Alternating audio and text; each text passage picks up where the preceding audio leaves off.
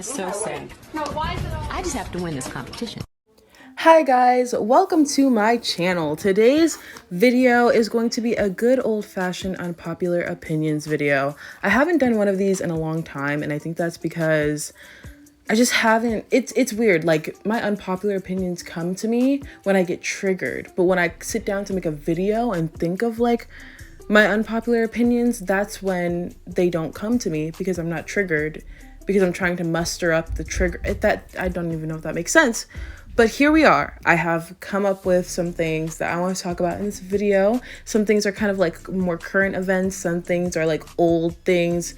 Just a mixture of a lot of different things that I kind of want to talk about today and give you my unpopular opinions about. But before I do get into this video, please go ahead and give it a big thumbs up. Go ahead and subscribe to my channel. Turn on the post notifications so that you're notified of the next time that I post a video. And follow me on Twitter. My Twitter will be in the description below. So without further ado, let's just go ahead and get into the video. Okay, coming in hot with the first unpopular opinion. I want to talk about that song Driver's License by Olivia Rodrigo. If you don't know who she is the girl on the left on the screen. Olivia Rodrigo is on High School Musical, the series. She was also on Bizaardvark, which I had no clue about. I did not know that Jake Paul was on Disney Channel, which is so sad because if you know me, you know that I am a Disney Channel stan, but the shows got absolutely exponentially worse at some point, and I just never watched the shows anymore. So I did not know that she was on Bizaardvark, but apparently she was.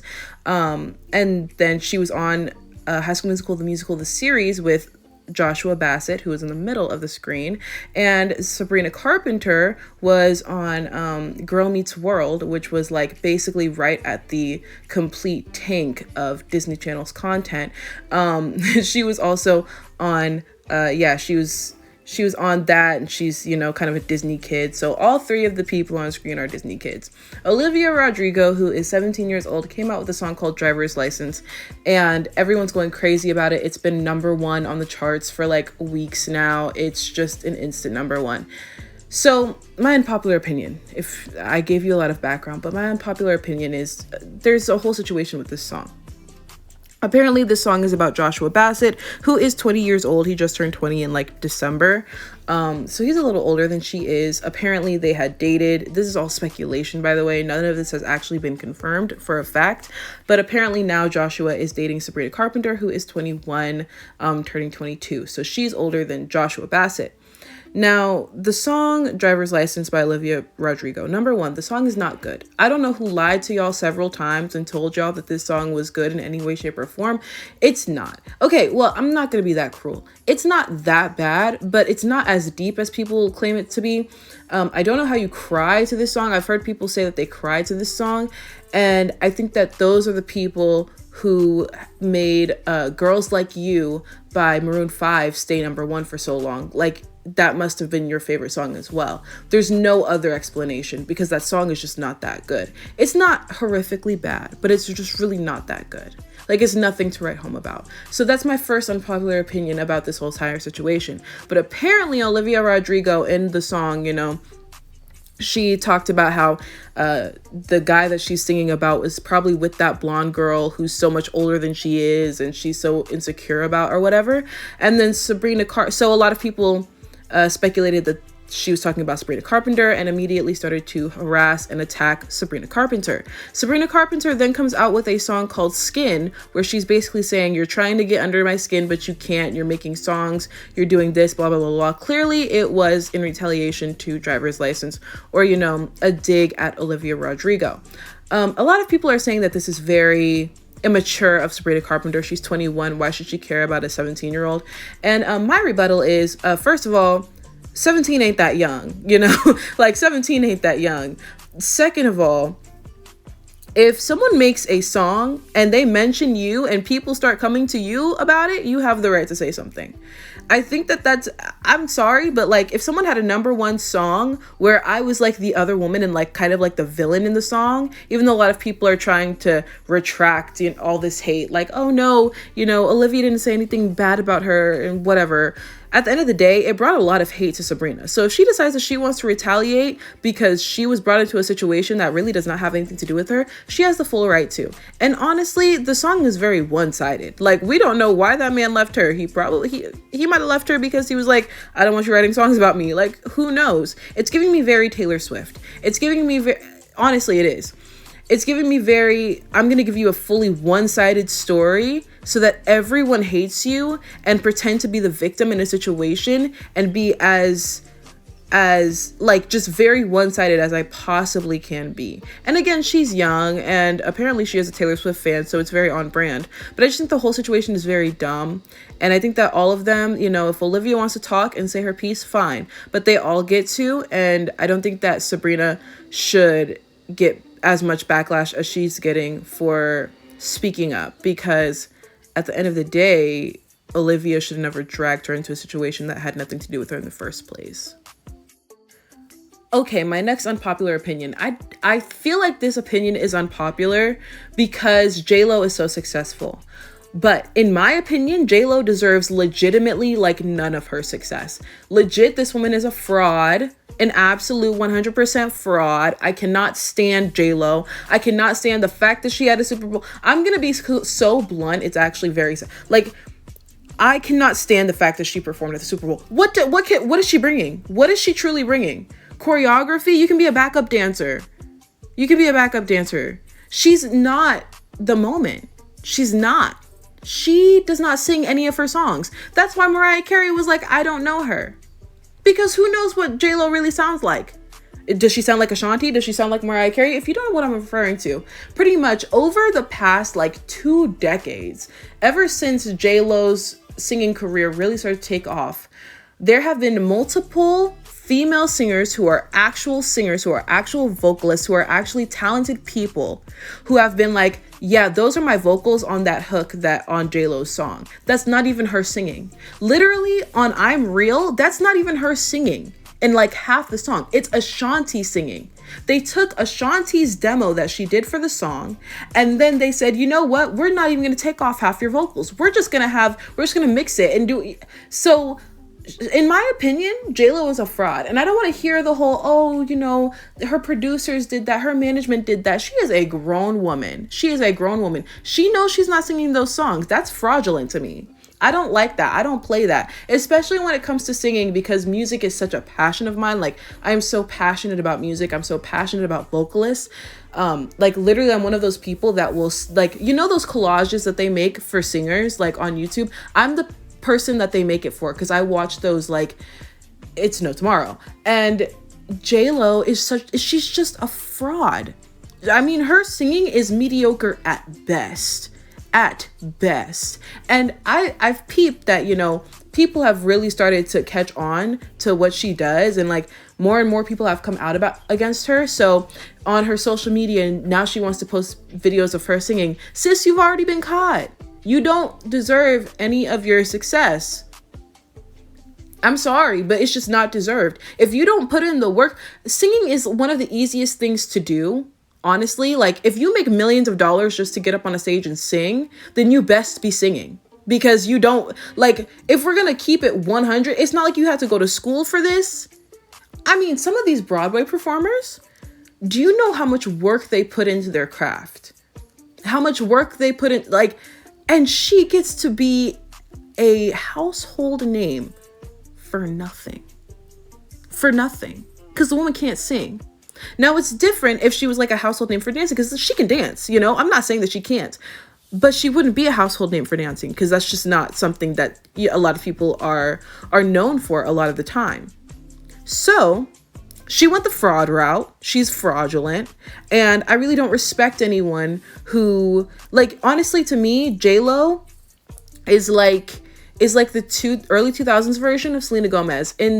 Well, she's more talented than Selena Gomez in my personal opinion, but both of them are frauds. Like, you don't sing your songs, you don't write your songs. What do? You get up there, you get up on stage, you don't sing live. Like, what do? It's just not. Yeah, I've been holding this inside about J-Lo. I've wanted to make a whole video about J-Lo, but I feel like this is such old, stale, cold tea. But I just can't stand her, because I'm just like, you legit have not done anything for all of this success when it comes to the charts and everything like that. Like, I legit won't even listen to a J-Lo song. Like, I cannot stand the woman. Next, this might not be something that you understand if you don't use Twitter. So I'm going to try to explain this the best way that I possibly can. On Twitter, you can look up someone's name and then look up certain words. That's how a lot of people catch influencers saying the N-word and things like that. They'll literally look up their name and then look up the N-word or something like that to catch them saying the N-word. So you can look up like my Twitter user, and you can look up Justin Bieber, and like tweets that I've tweeted about Justin Bieber will pop up. So this is why I'm saying this, because I notice a lot of times on Stan Twitter, when people want to talk about someone, they will put asterisks in their names and censor their names so that, let's say a Justin Bieber stan really can't stand Selena Gomez, but really doesn't want any smoke from her stans. What they'll do is they will censor her name so that they can say whatever they want to say about her, but no one, like, you won't look up a censored name when you look up that person, see how obsessed they are. You know what I'm saying? I don't know if this makes any sense, but if you're a Twitter user, you know exactly what I'm talking about. My unpopular opinion about this is that I hate it. I hate it with a passion.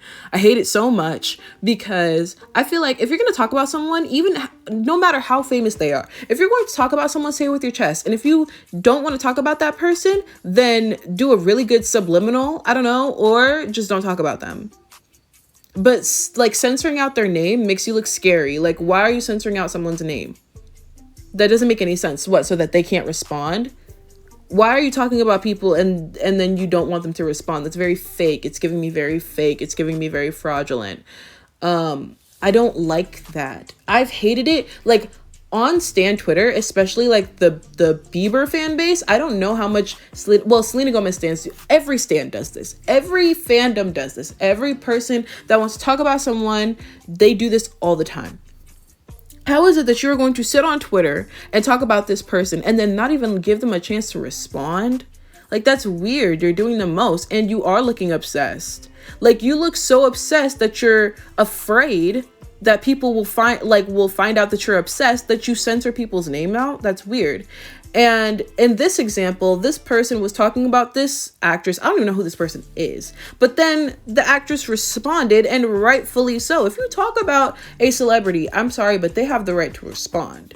They have the right to respond. I don't care if, they're like, oh, they have a huge fan base and they're going to attack you. If you're talking about someone, they have the right to defend themselves because they weren't checking for you. So why are you checking for them?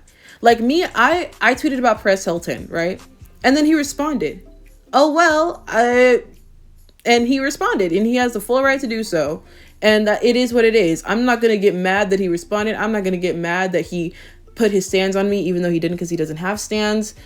It just is what it is. If I talk about anybody on my channel, they have the full right to talk about me too. Why not? Like, I talked about them. They have the full right to comment. They have the full... I'm not going to censor out I'm not going to censor out their name. I'm not going to try to hide the fact that I'm talking about someone. I'm just going to say what I have to say. That's it. So I just feel like that's a very scary tactic to talk about someone. I can't stand it, and it's just annoying, and I wish people would stop doing it. So next, let's talk about posthumous awards. Chadwick Boseman, for example, an actor who passed away last year of cancer. He actually played Black Panther. Notably, he played Jackie Robinson, Thurgood Marshall. He had a lot of notable roles, and he's now been nominated for a movie that he did, which is on Netflix. And now he's getting all of these awards and things of that nature. The unpopular opinion that I have is that I feel like posthumous awards are very fake a lot of the time. I think that, like when Mac Miller passed away and then suddenly he's nominated for a Grammy, would he have been nominated for that Grammy if he had not passed away? Would you have appreciated his artistry? Would you have appreciated that man while he was walking the earth? Same with Chadwick Boseman. Same with a lot of these actors and actresses, musicians, just artists in general, who pass away suddenly. And then people are like, man, we miss them. And so all of these award shows basically try to profit off of the vulnerability of people who are in mourning of these people. That's how I felt the Grammys did Mac Miller, because they nominated him, but then he didn't get the award, I'm pretty sure. And I just felt like they were just doing it because they felt like they had to. You know, why not give people flowers when they're alive? Especially people like Chadwick Boseman, like Mac Miller, like all of these people who took care to be real artists. You know, unlike J-Lo and unlike a lot of these other artists in the industry who are winning, like Cardi B, you know, all of these artists who are winning awards for nothing, absolutely nothing. Well, these people actually took time and care for their artistry. They took time and care. And you could not have given them their flowers while they walked the earth. That's what I can't stand it. Like, it irks me every single time I think about these posthumous awards that they give to these different, you know, artists and these different actors. And it just bothers me because I just feel like it's fake. I feel like it's very fake, and I feel like they don't care. And they didn't care while they are alive. So why are they trying to pretend like they cared while these people are gone? So yeah, it's just, when I saw these headlines, I was getting kind of frustrated because I felt like it's all just a game. It's all just trying to profit off of people missing Chadwick Boseman and wanting to do something in his honor. Like, I don't know. That's just kind of how I feel. It's hard to tell if they would have nominated these people after the fact because they're gone. Like, we have no way of knowing. Like, we don't know if they would have nominated them if they weren't gone. But I have a sneaking suspicion that a lot of times these awards, these nominations would not have come unless these people had unfortunately passed. And I just think that we should give people their flowers when they can still smell them. And for my last unpopular opinion, we're going to be talking about Miss Lori Harvey, who is the stepdaughter of Steve Harvey, you know, Family Feud. Yeah, that one. And, you know, Lori Harvey has been that one person that's just been trending online for, it seems like really no reason other than the fact that she dates a lot of famous men. Notably, she dated P. Diddy's son, which, but his sons are beautiful. So, like, goodness gracious, girl, how did you bag him? I don't know. But, and then she dated P. Diddy. So that was something, or this is all alleged, by the way. This is all alleged. People have been speculating that they've dated and things like that. It's never actually been confirmed, any of this. But she dated, you know, P. Diddy and his son, which, in my opinion, gross. On P. Diddy and Lori Harvey's part, that's gross. Just my opinion, though. Like, we've lost all sense of morality, haven't we? Just all sense of it. If that's true, we've lost all sense of morality. She also dated Future, which she got away from that relationship without getting pregnant. Good on her. That's very good. And now she's dating Michael B. Jordan. Now, my little unpopular opinion with Lori Harvey is I think that she's doing all of this obviously intentionally. I think that she's doing a lot of this to be like a next up Kim Kardashian, because what I think personally, I think she likes to be in the spotlight. I think that she likes to have eyes on her. I think that she likes to have attention. But since she doesn't have any like talent, like her stepfather, you know, he's a comedian, he's funny, he's an actor, things like that. Since she doesn't have any of that, she's going to use her beauty to her advantage, and not in a way for like modeling or anything like that or anything really substantial. It's just to date around to get her name out there. Because I think that her relationship with Michael B. Jordan is PR. I truly believe that. I believe that her relationship with Michael B. Jordan is a farce, because Michael B. Jordan has gotten into a lot of trouble, or like not trouble, but he's gotten into a lot of heat for allegedly not liking Black women. People have been saying this for a while now, for years now actually, that Michael B. Jordan does not like Black women. And so getting with Lori Harvey benefits him immensely, because he's saying, hey, I like Black women, Black community accept me, which I don't know if he likes black women or not. I don't feel like there was a picture of him on a boat with a bunch of white girls. They're like, see, he doesn't like black women. I don't think that that's a very good testament to what he prefers and who he prefers. I don't really feel like that makes any sense in my opinion. But he's gotten that criticism a lot. And then Lori Harvey, she's gotten a lot of criticism for kind of, you know, jumping around to different guys in Hollywood and being with Michael B. Jordan, who has a way better image than a lot of the other men that she's dated. It's saying a lot, and especially because she's actually claiming this relationship, because a lot of these other relationships she was just kind of seeing with these people and she never really confirmed it, but this one she's confirmed. So I feel like it's a PR scheme. I think that it's all just for PR, just to make each of them look better and their whole image to look better. I think that Lori Harvey is trying to do the whole new Kim Kardashian, new Paris Hilton type thing, where she's going to be the it girl without really doing anything, like just kind of being there to be there. Honestly, like an old-fashioned socialite. That's who I feel like she's going to be, and how she's going to, well, how she's already made her claim to fame. You know, other than the fact that Steve Harvey is her dad, you know, what does she really have to offer? I don't see her acting. I don't see her like singing, dancing, anything. Like, she doesn't really do anything to warrant all of this attention other than dating a lot of people. And I think that she now knows what her claim to fame is going to be, and she's milking it. And I mean, do you, boo? But yeah, that's just kind of what I think. And I don't know. I don't know if I can truly stand behind that, because I don't like the idea of women getting famous just because of men.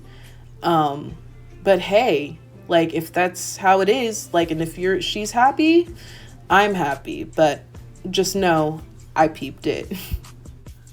So that is it for my unpopular opinions. Please enjoy this obligatory picture of Tom Holland as I close out.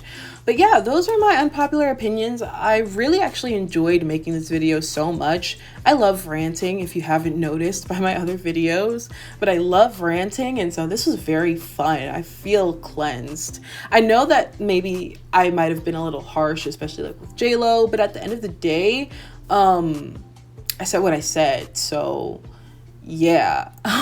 But if you did enjoy this video, please go ahead and give it a big thumbs up. Go ahead and comment down below your unpopular opinions. Go ahead and comment down below your opinion of my opinion. Like, what do you think? Go ahead and comment that in the comment section down below. Please do subscribe to my channel. Turn on the post notifications so that you're notified of the next time that I post a video. And follow me on Twitter. My Twitter will be in the description below. So thank you so much for watching, and I will see you in my next video. Bye.